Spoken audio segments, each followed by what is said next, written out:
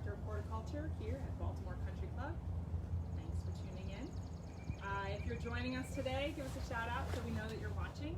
And remember that at any point you can send in your questions, put them right in the comments, and I'll either answer it right now or I will find the answer and get back to you. So, I'm just enjoying the fact that this is the first Thursday in a while that it hasn't been really cold and windy. So we finally get to be back outside in the gardens. Andrea Tucker says hi. Hi, Mrs. Tucker. So we are outside at our lovely Five Farms campus. The air is full of the smell of these like double scented daffodils that are right near us. They've got this really nice spicy fragrance. So I am just trying to focus on the garden joys this week because we've all got a lot going on in our lives, and I think we have to be thankful and grateful for what we have.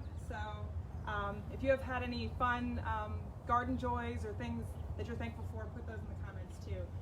One thing, yesterday was Earth Day, so big shout out to Mrs. Tucker and others who participated in our Earth Day challenge and planted some beautiful gardens. I got to see some photos people had sent me.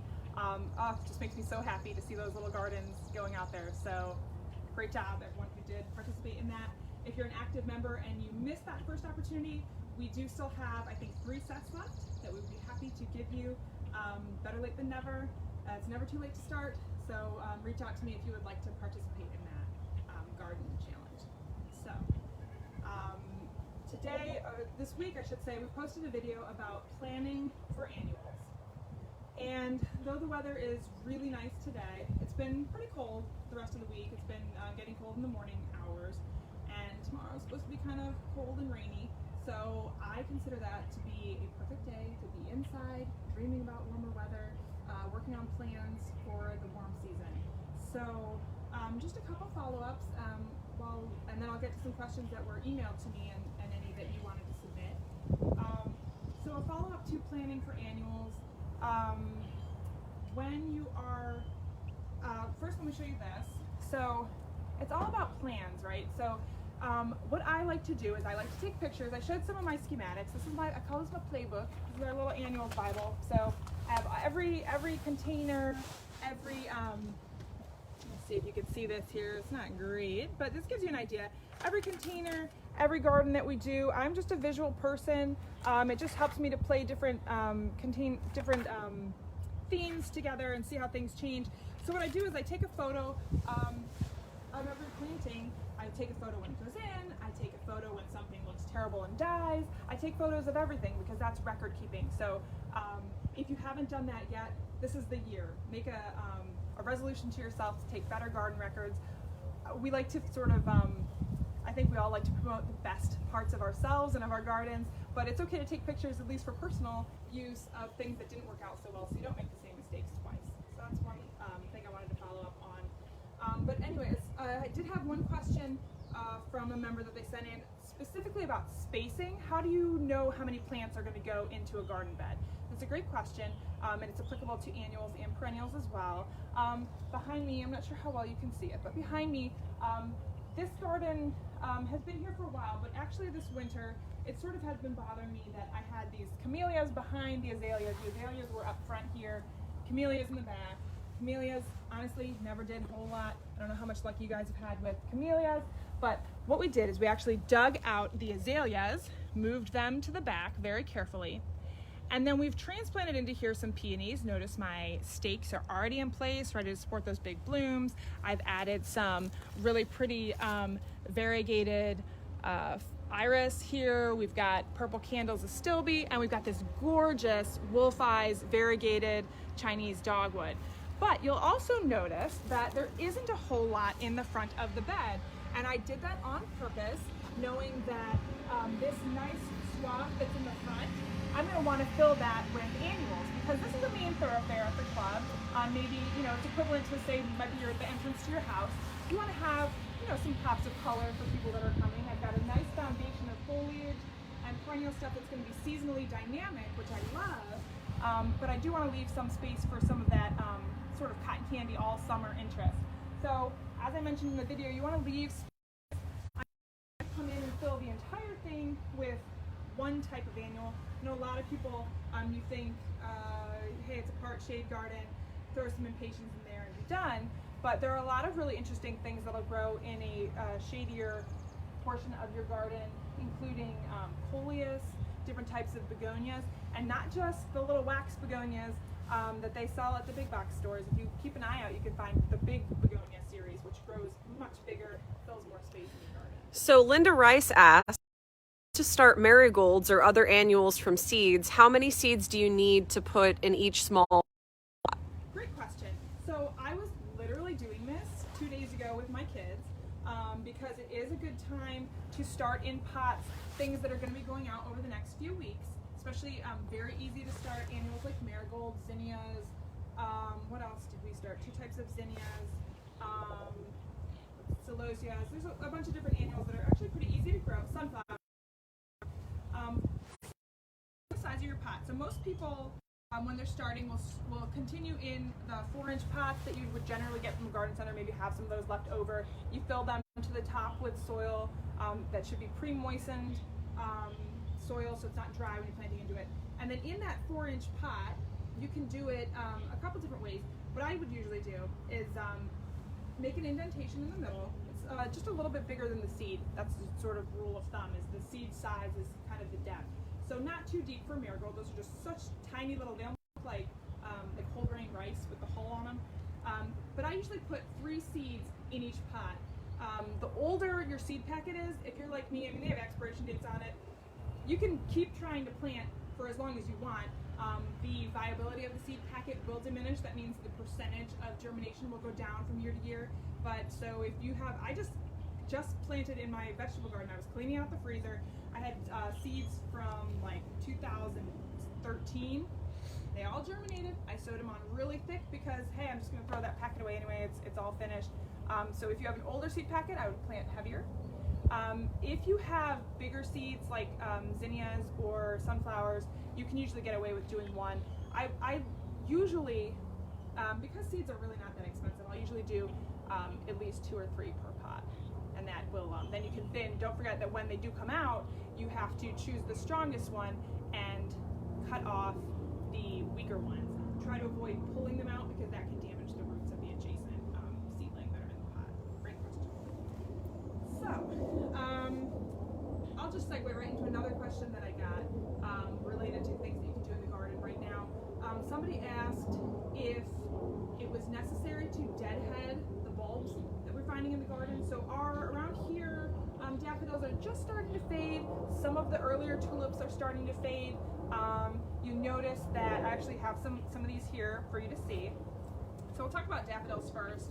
Daffodils are generally very strong perennials, especially in cooler climates. So what you may be seeing now is something like this. We've got our spent flowers, and we've got these fattening little ovaries here on our daffodils. And here's one that's pretty much all the way finished. You can see how much bigger it's going to get.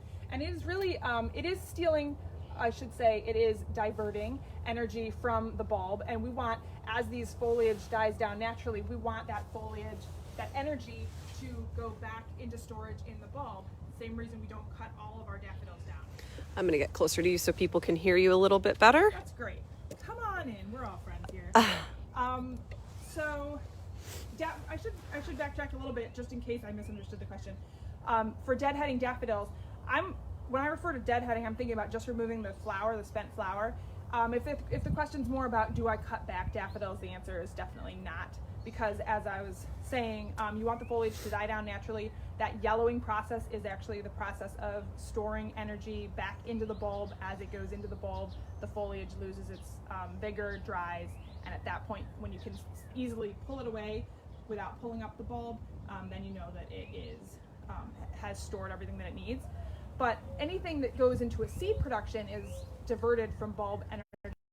So I think, especially on newly planted bulbs, that it is beneficial to remove the seed head. I also think, for those of you with kids, like me, that it is kind of cool to cut open an ovary of a flower and see the kind of stuff that's in here. Why am I gardening here? So in here we've got actually some little seeds already forming in our daffodil. I've also got a tulip here. So this is a tulip that is spent. And this, I think, is fun. again. So we're cutting it down anyway. Tulips should be deadheaded. They should be removed when they're done because they are not very strong perennializers. So you definitely want to save as much. But look at that. How cool is that? You've got the stamens around the outside edge. You've got the pistil here. You can, there's a whole lesson here about the pollen, getting the pollen into the pistil. This base of the pistil is what will become this nice fat seed ovary. So, I mean, this is a super fun flowers comparing them, but I digress. The point is that you do want to cut back tulips, cut back the flower stalk, not the foliage. Let the foliage die back naturally. Okay. One other thing that, and remember at any point if you want to, sometimes we're on a little bit of a delay, but feel free to put those in. One thing that I forgot to mention when we were talking about perennials, and I just wanted to make sure I circled back to it, is this book is like it's like the perennial Bible. It's just such a great handbook on if you're getting into trying new perennials. When I was first getting into gardening, like in high school, I would pore over gardening books. So I've seen a lot of them. They should inspire you. They should be simple enough to learn from, digest, and easy to access the information. And this book by Nancy Ondra is just the tops. So I just wanted to make sure you saw this. And recommend that to you. Andy Campbell says hi. Hi, Andy. Thanks for joining. So, let's see. So, in the beds that you're planning out for your annuals, remember we're talking about various height that you want to put in there. So, some recommendations for height of things that you could be looking for. So, and I mention this because I've had some people reach out and say, I'm having trouble finding annuals. I usually get geraniums. I usually get impatiens. And that's, even though we're all in the same boat as far as, it's hard to get any kind of plant material now in retail, I would, again, circling back a little on this, there are a lot of garden centers that are open for curbside. So Kingsdean White Flower Farm in Upper Co. and Greenfield, some of the other ones. If you call in, you can order what you want. Somebody told me Ace Hardware is delivering potting soil, things like that you need, which we will be talking about next week, how to get your pots ready for containers. So don't give up. But when you're looking at annuals, don't feel like you have to settle for just what you know. Do a little bit of research. Try some of the newer varieties that you're seeing maybe you're not familiar with. But to get more height, specifically to get that. If you're looking at a big swath like this and you think, well, I would just put in a bunch of New Guinea impatiens because that's what I would put in part sun and it's just sort of a ground cover. Well, what if you layered your New Guinea impatiens with a nice big begonia? Or even better yet, what if you added a coleus for foliage interest? Those are just very simple ways. It takes a little bit more mental brain power, which again is why I have my playbook, because you think you got it all planned out, and then you order all these plants and they get here and you're like, where was this going again, and how many were going here, and suddenly you planted them all in one garden, you forgot about the other garden. So keep records when you're ordering stuff. Write down, not only in pictures, but sort of jot down, hey, I ordered 8, man, I wish I had ordered 16. That way for the next year. So if there aren't any other questions, I would just like to thank you again for tuning in. As I said, next week we're going to be looking at container gardening and annuals for containers.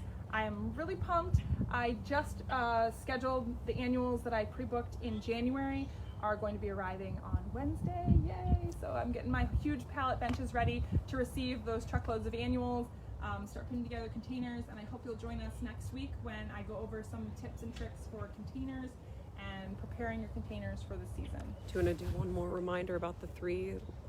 Oh, and absolutely. And again, if you missed out on our Earth Day pollinator garden giveaway, we were giving away flats of 5 perennials. It was an aster, gin echinacea, solidago fireworks, Achillea ortels rose, which is a dwarf yarrow, and a Shasta daisy. 5 plants that will bloom in succession from June to October. I still have 3 of those kits left. I've seen some awesome teamwork, family teamwork going into the garden. I've seen little hands full of worms, which just like makes my heart melt. So if you want to get in on that action, send me a message, and we still